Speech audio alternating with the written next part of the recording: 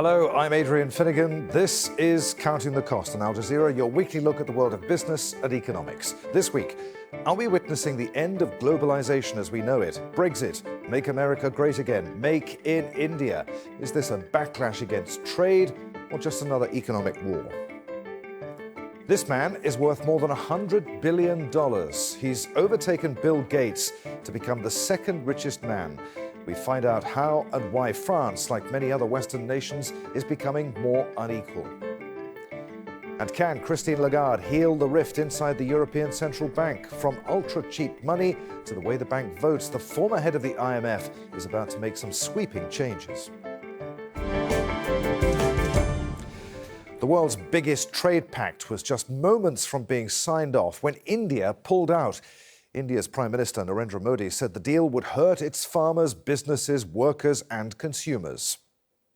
The Regional Comprehensive Economic Partnership would have brought together the 10 members of the Association of Southeast Asian Nations: China, Japan, South Korea, Australia and New Zealand. The remaining nations plan to push ahead with an agreement next year and have left a door open for India.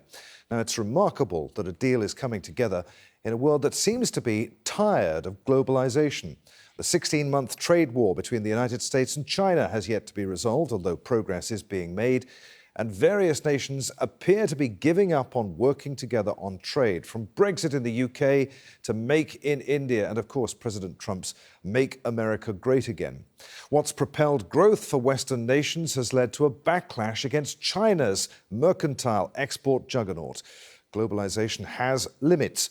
India balked at the prospect of the gradual elimination of tariffs, which would have opened the floodgates for cheap Chinese goods, plus agricultural produce from Australia and New Zealand. So, does globalisation have a future? That's the question we're asking this week on Counting the Cost, and it just so happens to be the title of research from Capital Economics. And I'm delighted to say the author of that report, Simon McAdam, joins us now from London. Simon is global economist at Capital Economics. Simon, welcome to Counting the Cost. So, as we said, India rejected this China-backed Asian trade deal. We've got this ongoing trade war between the US and China. Brexit as well, still unresolved. What does all of this tell us about globalisation? Well, actually, something to bear in mind about globalisation is that on many metrics, we have sort of reached peak globalisation. And this isn't a new thing. It hasn't just come about because Donald Trump entered the White House and launched into a trade war against China. And it hasn't just come about because of the collapsing of various trade deals in recent years. This is something that's been going on for about a decade now. So trade flows as a percentage of the world economy are the same now, pretty much, as they were around the time of the financial crisis. And that's symptomatic of several factors. It's not just about economic nationalism and politicians increasingly looking inwards. It's also to do with the lasting overhang effects of the financial crisis. It's to do with changes in technology. Technology has historically been trade enhancing, where we had the launch of the container ships after World War II, which facilitated a huge expansion in world trade. Prior to World War II, we had the steamship and we had the telegraph and various other transport and communication technologies which enhanced trade and enhanced businesses' ability to do business across borders. But what we're seeing now actually is the development of AI and robotics and manufacturing techniques that are making production less about the location of production, less about labour costs, and more about where are the consumer markets. Can we get the latest products that are customisable to the consumer with shorter lead times? And we can do that by reshoring activity because of things like 3D printing. We are in a world now where there are lots of other things going on. It isn't just about the politicians and what they're saying in the headlines. All right. There are all sorts of other underlying structural reasons. So is it a misperception then that the nations that have benefited most from globalisation are pulling the drawbridge up? Well, you said that developed economies have benefited a lot from globalisation. It's true that we've all seen the prices of footwear and clothing drop off a cliff compared to what they were before the rise of China and other parts of Eastern Asia in particular. That's true, but we've got to bear in mind that when this sort of third wave of globalisation took off after the fall of the Berlin Wall, more or less, growth in emerging markets started to rocket, and there was a period of huge catch-up growth between emerging markets and developed market peers. But at the same time, growth in advanced economies has been slowing and has become increasingly sluggish. Advanced economies have lost out in terms of offshoring production abroad. It's true that they get cheaper goods in return, but the net effect isn't huge. It hasn't been a huge positive for advanced economies. And so it's not completely, you can understand why there is some sort of backlash, particularly for industries that have been most affected, such as manufacturing. I mean, you see this in the United States, that those who go on about how so many millions of manufacturing jobs have left the United States. That is in part a consequence of the globalisation process that we've seen since the 1990s. Is what's going on now, you talked about AI and robotics and onshoring and getting goods as quickly as possible to the consumers that need them. Could you describe that as perhaps regionalisation? It's globalisation, but on a smaller scale, if you like. Are there winners and losers with that? Regionalisation is probably something that we're going to be seeing more of in the coming years. You don't need to start sourcing inputs from the other side of the world. That you can do business more locally. But we have seen regional trade pacts, and this example where India's just pulled out of is just the latest example of that sort of trend that we're seeing. So yeah, regionalisation is more likely in the future. But of course, the most malign form of regionalisation that is possible, it is conceivable, there's a severe risk of this, is that it's less to do with these sort of more benign trends of technology and IT and consumer trends, but actually more to do with a deteriorating relationship, particularly between the US and China. These two countries, the world's two economic superpowers, were certainly seen and considered as economic partners and geopolitical partners in the 1990s. There was a sense of optimism that if China could embrace market economics, that liberal democracy would soon follow. Now it's about a strategic rivalry between a Western model and a Chinese model. And insofar as that rivalry will continue to be ever present in the 21st century, then we face serious risks of decoupling between China and the West.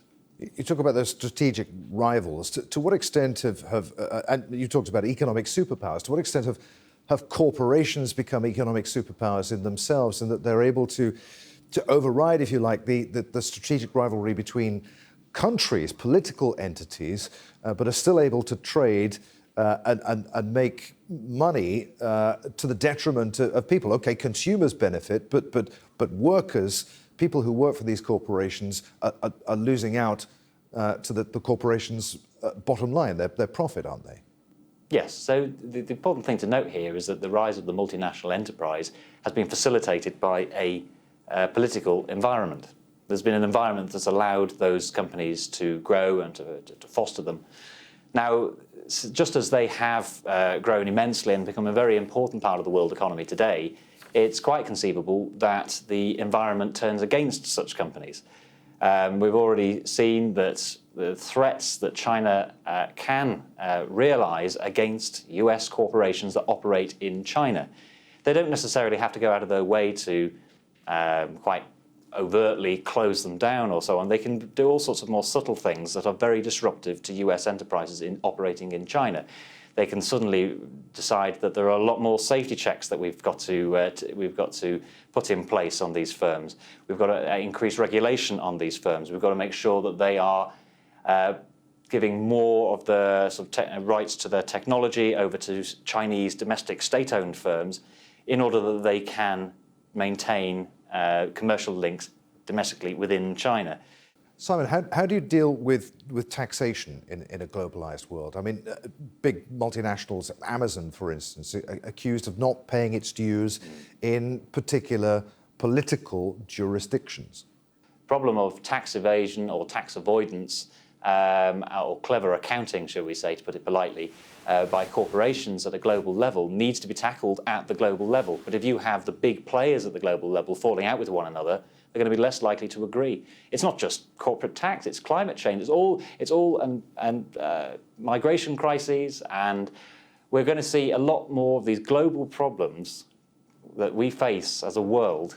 But it could be the case that the biggest players will not get on and will not be able to reach agreement. That's possibly actually the biggest risk that comes out of all of this between the US and China. The US and China, they're in a trade war. The global economic impact isn't huge of that, but the longer-term consequences for being able to reach solutions to serious global problems, that could be the biggest consequence of what they are up to at the moment. Simon, this has been absolutely fascinating. I've really enjoyed our discussion. Many thanks indeed for being with us on Counting the Cost. No problem. Emmanuel Macron's decision to cut taxes for the wealthy earned him the moniker President for the Rich. His decision to raise taxes on diesel and petrol led to the popular Gilets jaunes, or yellow jacket protests, which morphed into a revolt against inequality. Just how unequal, then, is French society? Well, earlier this year, Bernard Arnault briefly overtook Bill Gates to become the second richest man in the world. The centibillionaire plans to take over jeweller Tiffany for more than $14 billion. According to Bloomberg, the personal fortunes of French billionaires have grown twice as fast as their American and Chinese counterparts in 2019. Now, the sight of hundreds of millions being raised in just a matter of days to rebuild the Notre Dame Cathedral after the fire just underlined distorted priorities in France. But research from the OECD and French Statistics Office showed that France is actually less unequal than other European nations. And the richest 10% paid 70% of all income tax in the country in 2017. But admitted that the poorest may feel that like they're paying more as the cost of necessities have risen. Well, it's a year since the protests began. They've largely petered out. Has anything actually changed, though, in France? Joining us now from London, Jacques Whelan. Jacques is the Senior Research Fellow at the London-based think tank, the Global Policy Institute. Good to have you with us, Jacques. So what happened to the protests? Did they just peter out of sheer frustration? The protests were very successful in a way because they obliged Macron to change his course of action. He had decided to try to balance the book. He had scheduled for fiscal orthodoxy. And as a result of the violence of the protest, he actually threw that orthodoxy out of the window and decided to spend about 12 billion euros on measures to help the lower paid and the middle classes. Plenty of measures were taken which have helped actually improve the income of the working people, especially the middle earners and lower earners. And at the same time, he's also made concession on income tax, which has allowed the middle classes to see their income rise, and we've seen that in the figures, recent economic figures, that the French economy has grown by 0.3% on average of 1.3, 1.4% a year, higher than most large European countries, as a result of an increase in the purchasing power, which has led to strong consumption, household consumption, which has been the driving motor of the French economy this year. And will carry on doing so because in next year's budget, there's more income tax cuts planned. So what were these protests ultimately all about? We know how they began as a protest over a rise in fuel duties. Were they about inequality, the heavy burden of taxation on the poorest, or had it just expanded to the extent that it was a protest about many causes, but just one protest movement? Yes, there were many causes to the protest. There's a feeling, initially it started, the spark was the increase in the fuel tax, which would have penalized people who are living outside urban centers. So in one way, it's people living in the countryside who generally also have big problems because that's where there are no jobs, wages are incredibly low, and that's where it started in the provinces and then spread all over the place. And one of the driving factors was actually the take-home pay in France. If very people work, even people who work, there were quite a lot of working poor.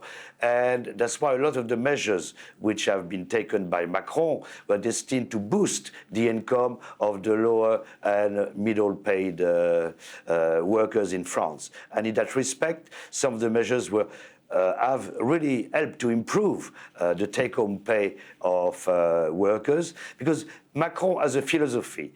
It is that working must pay. He's done some cuts in the social benefits program, such as unemployment benefit. There's been a reform of the unemployment benefit scheme, i.e., like for example, now you need to have worked 6 months for the previous 2 years in order to claim unemployment benefit, and before it was 4 months in 28 months. So it's still, the French system is still very generous, and there's a lot of redistribution in France, and that's why France has one of the lowest poverty rates in France. Even the 10% poorest, if they earn 280 euros on average, would get 841 euros take-home pay thanks to redistribution. So France has a Gini index and a poverty rate which is equivalent to the Scandinavian countries and largely better than those of Germany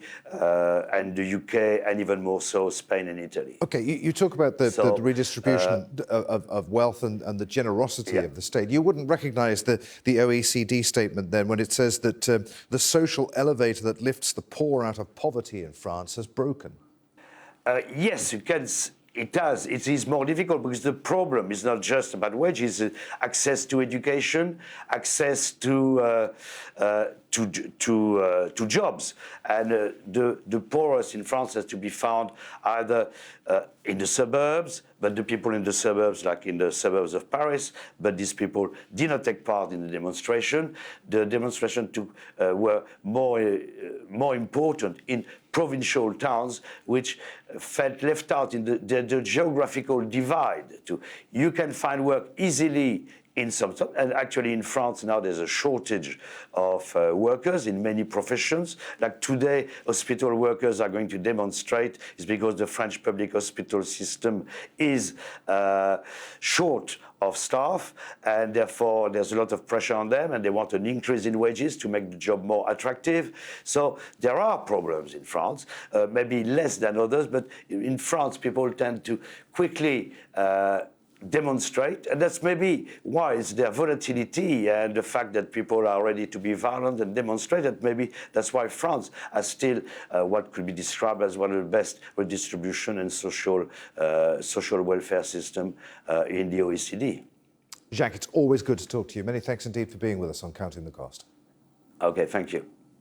Christine Lagarde took the reins of the European Central Bank in the past few weeks. Lagarde has inherited a divided governing council plagued by leaks and public dissent. Now, that's raised concerns that the ECB hasn't the resolve to take tough action, just as the biggest economy, Germany, narrowly avoided recession. Al Jazeera's Dominic Kane reports now from Frankfurt. Barely a few weeks into her new role, and Christine Lagarde already has a pretty full to-do list. For behind the warm welcomes of her new colleagues lie some unwelcome problems. On monetary policy, the increasingly fractious governing council her predecessor left her, and the proposals for a banking union. On the first, she has not many options, as Mario Draghi had already used most monetary tools. So clearly, yes, the toolbox isn't empty, but it has been used quite aggressively, and that means that there's less room for more. But liquidity problems in whichever form or shape can be fought still very powerfully. Nobody will go against the ECB if the ECB says, look, we'll provide as much liquidity as needed. What's clear is Lagarde is prepared to be troublesome if required, particularly when she believes wealthier member states might be doing more. Countries, in particular those with the budget space, have not really made the necessary effort. And I'm thinking obviously of countries that are in persistent budget surplus right now, like the Netherlands, Germany, and a certain number of others in the world. Others did it. And yet, there are some influential voices, particularly in Germany, which are urging her not to overstep her new position's parameters. The mandate of ECB is limited because an independent central bank is only justifiable in democratic terms when it has only a limited mandate. That's clear. This belongs to the principles of a democratic constitution. One thing the new president has been clear about is her desire for consensus among the ECB's upper echelons. As things stand, votes on interest rates are only held at the discretion of the president, but now reportedly as many as 4 central bankers want that to change, and for all interest rate decisions to be put to the vote. Analysts say that is a legacy of the Draghi era. Christine Lagarde has a difficult job ahead of her to form a consensus that is also enough to steer the economy. I mean, Mario Draghi didn't do this, for his own entertainment. He knew that he needed to take very bold decisions, and that was probably going to take too long if he needed to bring the entire governing council behind him. Mario Draghi was renowned for being prepared to do whatever it takes to defend the euro and the eurozone. What he could not do was persuade enough member states to do all they could to make the European banking union complete. Germany had long resisted the idea of its citizens insuring the deposits of banks in riskier parts of the eurozone. But now it is offering conditional backing for a pan-European deposit protection scheme. But not everyone thinks it goes far enough. I welcome the proposal and many aspects relating to completion of banking union. Of course, on some aspects, including on a prudential treaty on sovereign exposures, our positions are different, are far, and we consider that this is a measure that would have negative impact. Weakness in the European banking sector is something one of the ECB's executive board's newest potential members thinks the new president needs to look into. The situation is not such that we will see a serious banking crisis tomorrow. I would not go that far. But we need to think further ahead, and banks need to urgently get out of the weak situation they are in and become competitive again, which of course is even more difficult during an economic downswing. And that is Christine Lagarde's problem in a nutshell. She says she wants to achieve consensus, but she knows also that difficult decisions lie ahead. Dominic Kane, Al Jazeera, at the European Central Bank. Zimbabwean dollar notes have been reissued for the first time in a decade. The currency was scrapped because of hyperinflation. The government now says the new notes will help ease cash shortages, but with most banks imposing withdrawal limits, many Zimbabweans are sceptical that the move will help. Al Jazeera's Hara Matassa reports from Harare. Queues outside banks in Zimbabwe disappeared when there was hardly any cash available. Most transactions were made electronically.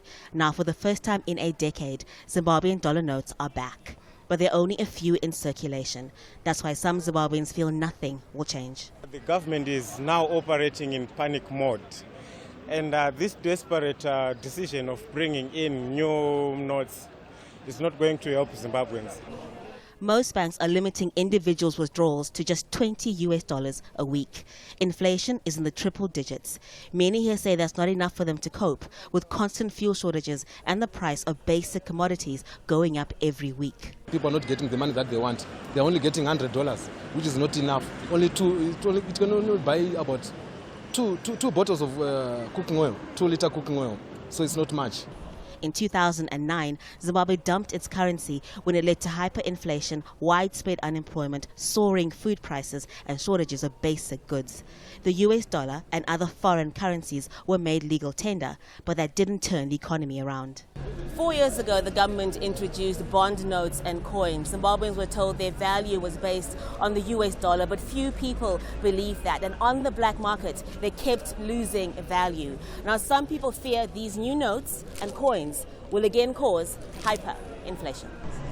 Others fear history could repeat itself if the government prints these new notes recklessly. 10, 11 years ago, we were going through that very process, and government was printing such vast quantities of money that we were working into billions and trillions to buy ordinary things like bread. And the danger of that happening again is real.